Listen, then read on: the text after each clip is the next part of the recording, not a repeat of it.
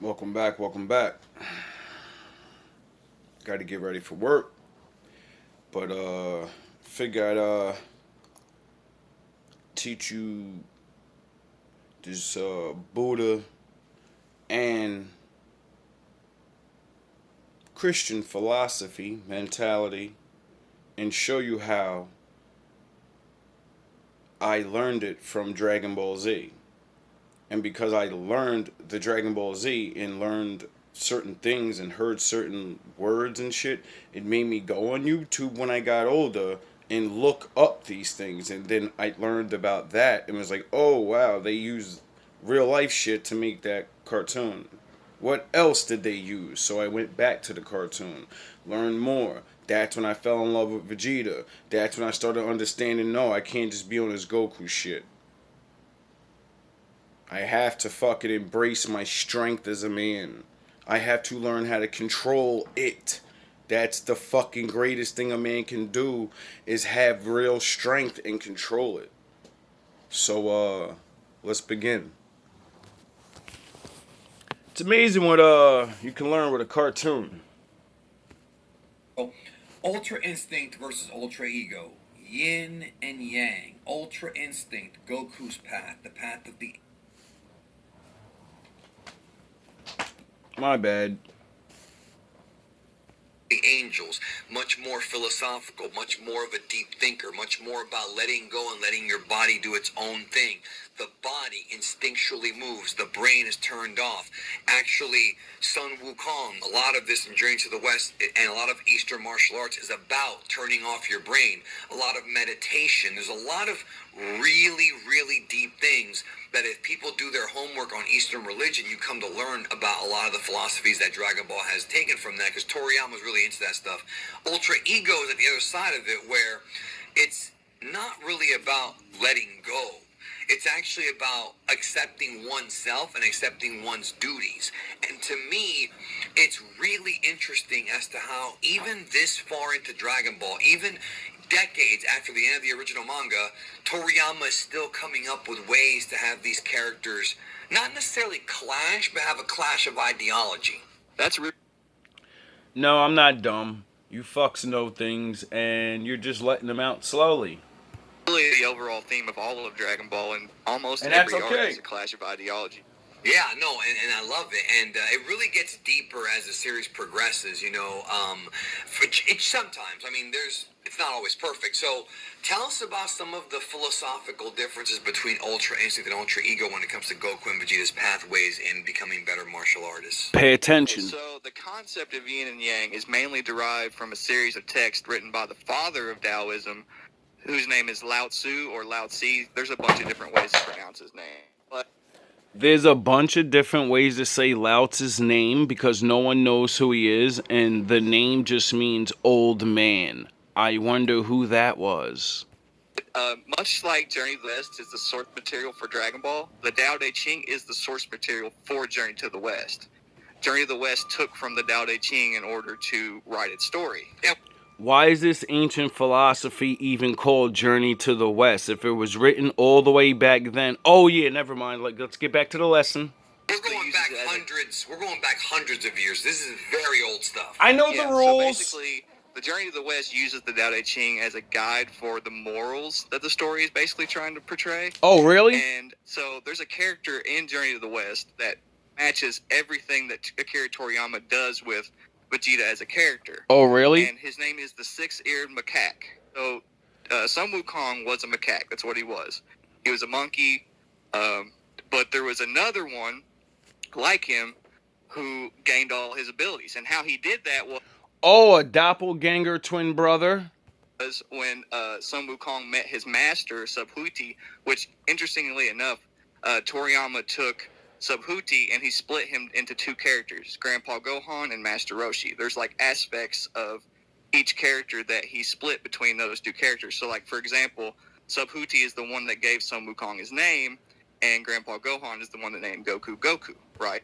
Wow, that sort of seems like Spider-Man and Ben Parker. And yeah, then, and of course, the ancient martial arts, senin, as they say, is something we see time and time again from anime, from kung fu movies. This is ingrained in Eastern culture. Like the Chinese and Japanese, this is literally hundreds of years. It's no different than when, in the West, we have our own sort of folk tales. This is what they are really into. So while you were watching Scarface and bang, bang, bang, bang, bang, Boys in the Hood, I was watching Last Dragon, Bruce Lee, and things like this. Learning and not even knowing the shit that I'm programming into my mind. So when you think you're smarter than me, if you haven't learned these things, how the fuck are you smarter than me? Please pay attention. You grew up in that environment, you're going to be familiar with all this. It's just us in the West that might not know unless we look into it. I would go to yoga, but I don't have the right gear.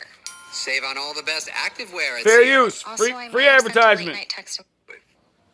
Right, and Goku being raised where he is a reference to Sun Wukong being sealed into 5 Phases Mountain, which the intentions of that was to teach him manners. And as you know, in Dragon Ball Minus, whenever Goku is discovered by Grandpa Gohan specifically tells him that he's going to teach him manners, and he also teaches him martial arts. Oh, really? So there's tons of references to Journey to the West like that. So you can learn manners through martial arts? Oh, so a physical violent thing can teach you how to be a respectful person. I wonder how that works. Oh yeah, the Gray.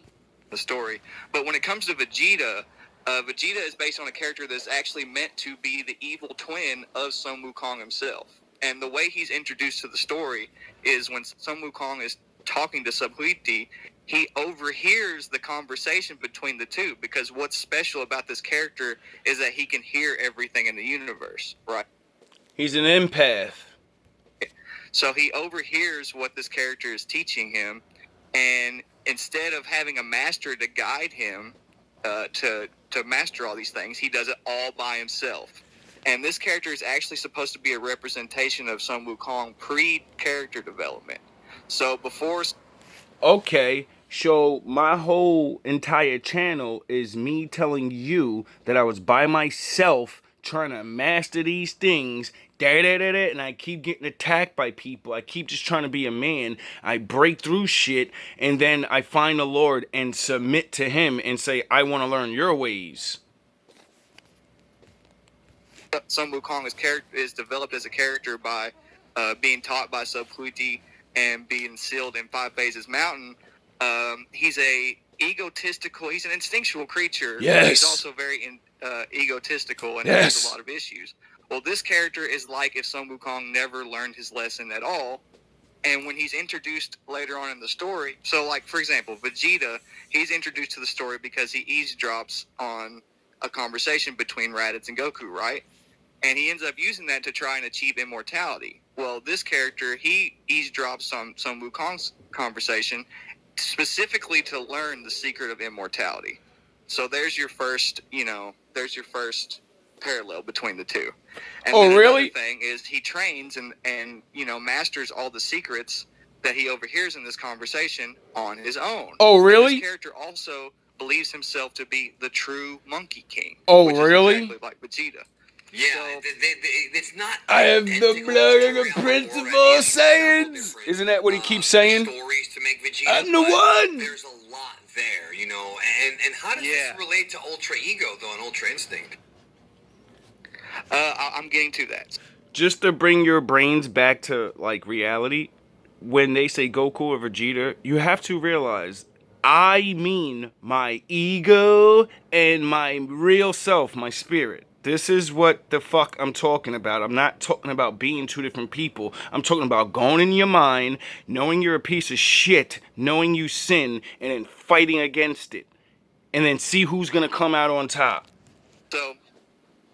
So, this character also wanted to make the journey to the West on his own. Yes. Right? So this character actually represents Sun Wukong's ego, which he conquered by the end of the story. By the end of the story, when he finds enlightenment, he's a completely changed being.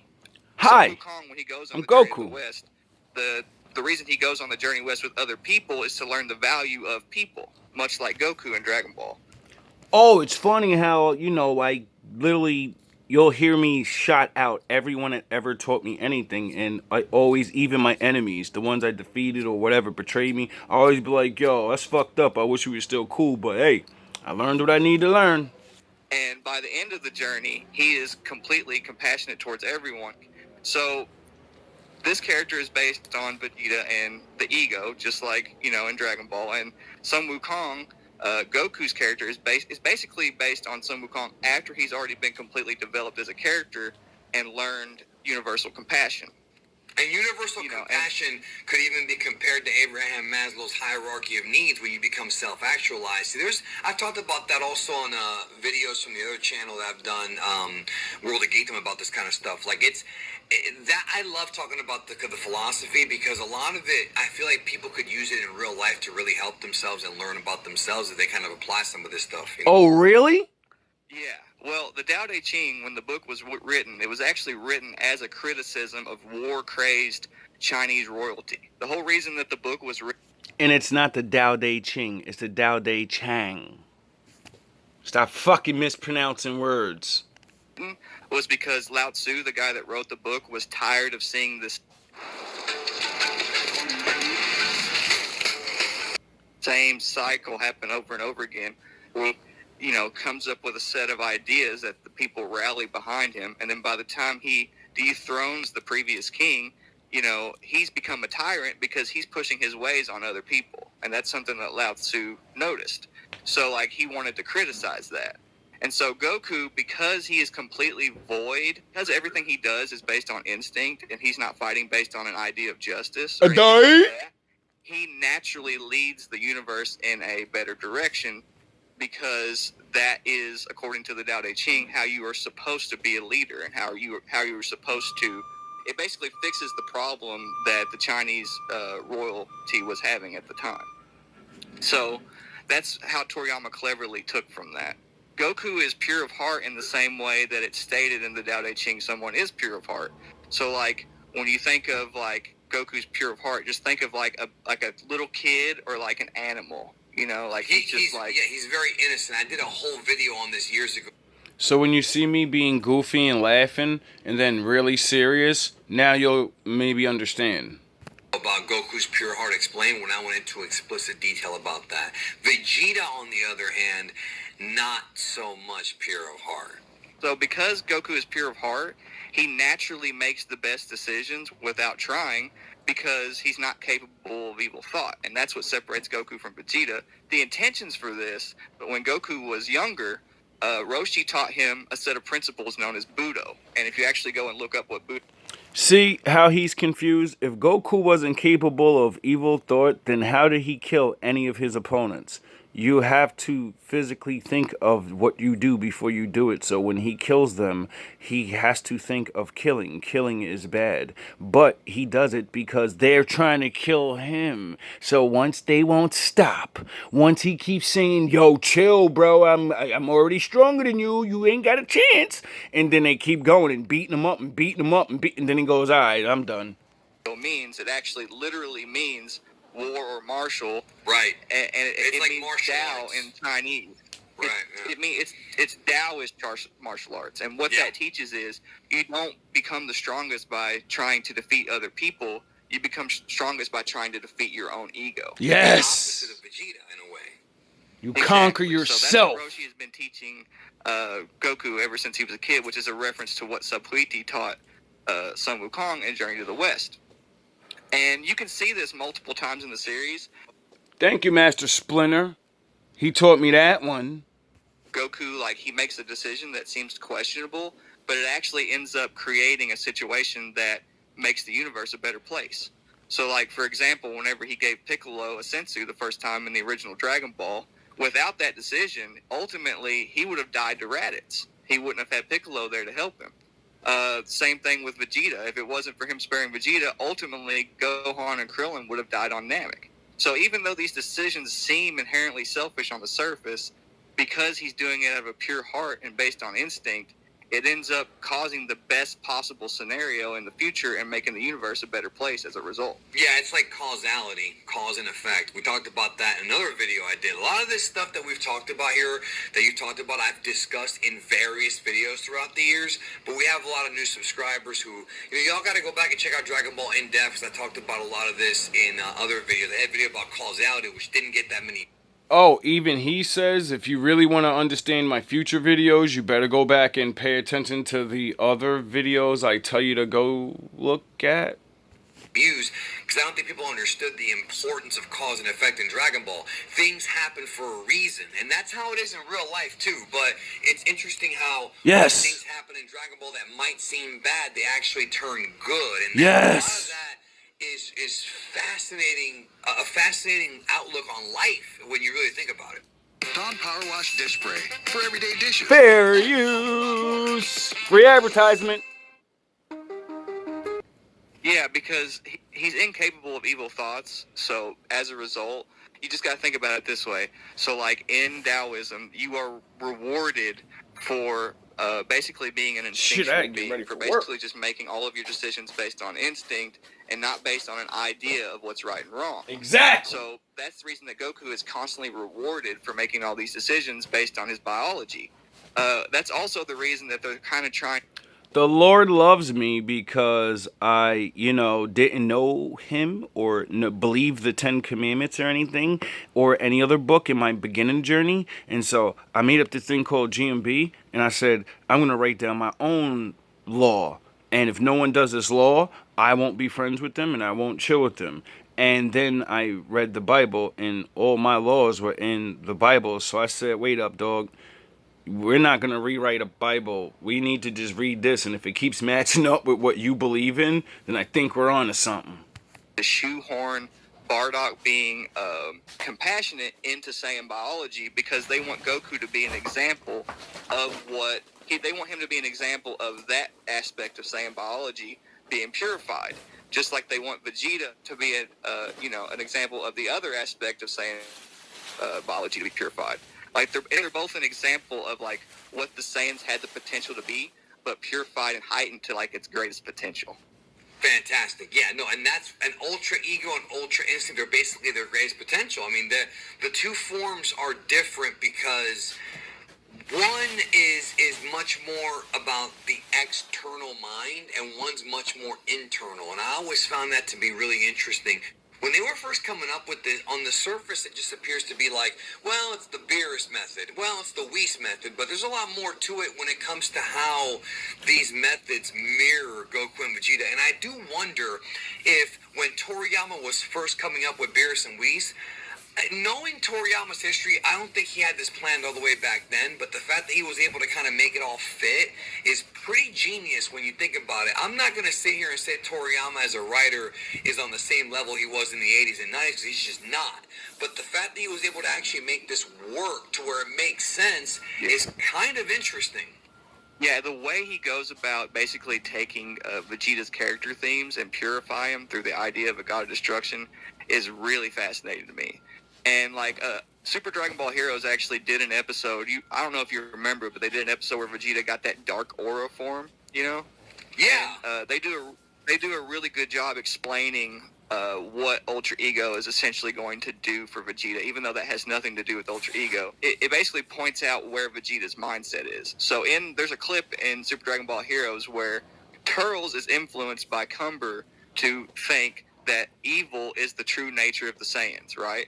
And we all know that, Vegeta has been ruthless in the past, but whenever he's posed with this question, he disagrees with Turles, surprisingly enough, and he actually gets really upset that Turles suggests that evil is their true nature.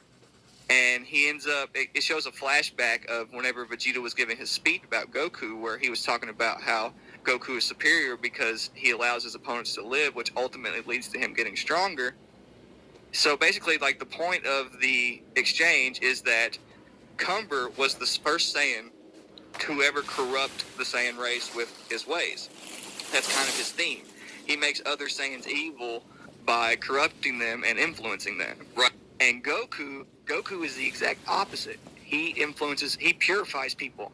You know, like he purifies people's nature, and so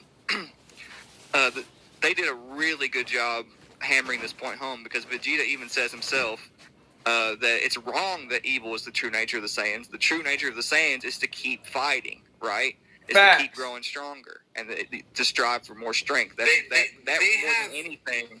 They have very different philosophies. Like I mentioned the Ultra Ego Vegeta video. See, it's not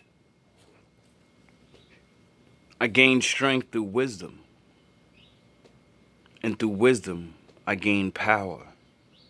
And through power, I gained victory. really, it's nature versus nurture. Because he was raised on Earth, his perspective on things, and he had different training than Vegeta did with Roshi, Karin, Kami-sama, Kaio-sama later on. His perspective is totally different than Vegeta's. And I think part of Vegeta's character growth is him accepting the fact that his way is not the only way. But at the same time, when we get to Dragon Ball Super, he realizes that Goku's way might not be the right way for him. Well, what he does is he actually takes what he sees from Goku, and he makes his own version of it. That's what he's doing with Ultra Ego. Right. Like I was telling you before, when Goku makes a decision based on his instincts, based on his need to grow stronger, and his, whenever he's not making it based on a set of ideas, he always ends up getting the best result. And Vegeta in the past, he's always made all of his decisions based on his ego, right? And that's the reason that it might look like he's a hero, like in the short term, but actually in reality, all the decisions he ends up making, they end up biting him in the ass, because the series is basically trying to tell you that the decisions he's making are inherently wrong. You're not supposed to be making decisions based on your ego or your ideas, but Vegeta, with Ultra Ego, now has the opportunity to fight solely based on his instincts. Not Goku's instincts, because they have different instincts. But Vegeta, because he is using his innermost instincts to make his decisions, he now has the opportunity to be an equal to Goku, because he's not going to suffer for his decisions like he has in the past once he completely masters Ultra Ego, because he's not making his decisions based on any idea of right or wrong or justice or anything like that. He is simply just giving into his instincts and giving into the fight and fighting. So, like, if you notice, Beerus is above his own actions. Like, Beerus does not have to pay for anything that he does. And that's really what they're trying to accomplish for Vegeta. They're trying to make it, they're basically justifying and making what Vegeta has thought was correct his whole life, they're making it correct. Like, Goku has tried to tell Vegeta multiple times, the way you do things is wrong. Yeah, and actually, some feel that that's character regression, and it's really not. It's actually more character advancement, because what's happening is Vegeta's coming to terms with who he is. That's really... It wasn't that Vegeta was wrong in what he was doing. It was what and who he was fighting for. Vegeta was a natural fighter. Men that get attacked by, like, other men, you fight. If a wild beast tries to attack your family, you fight. Because it's in a man's nature to defend. You have to defend yourself against things. So, that's why we made up, like, cops and stuff, so we can call people to come do it for us. Now, when it comes to your spiritual life, you got to defend yourself or use the Most High. And if you don't have that, you have to, group up with other people, and you try to become smarter and figure out how people are tricking you, and then you don't get tricked anymore. Or you just at least stay away from people that you think is tricking you until you could figure it out yourself. I got to go to work, so I hope you guys learned something. I'll probably continue the rest of this later, maybe not, I don't know. But hope you guys have a good day. Adonai heya heya, ohave you.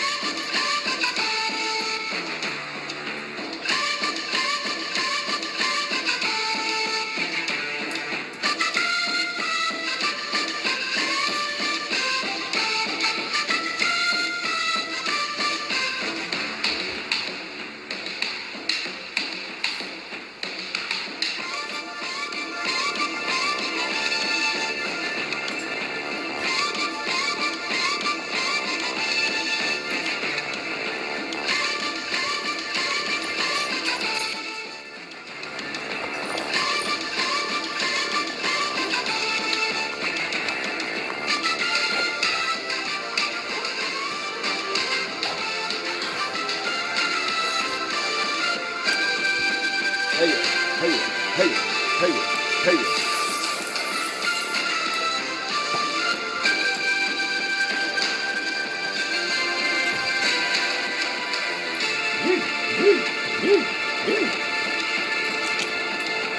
Hey ya, hey ya, ho.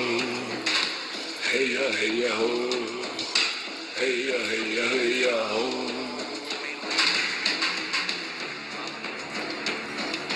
Hey ya, hey ya, ho. Hey ya, hey ya, ho.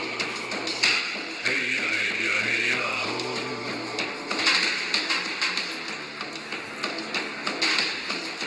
I swear I was in my head if I fucking didn't have a test. Where is my shit at? I got to go to work. I'm gonna take the way. Lord, please let me find my stuff. I got to go and start on these days. These niggas know that I ain't the one. That's right. That's right.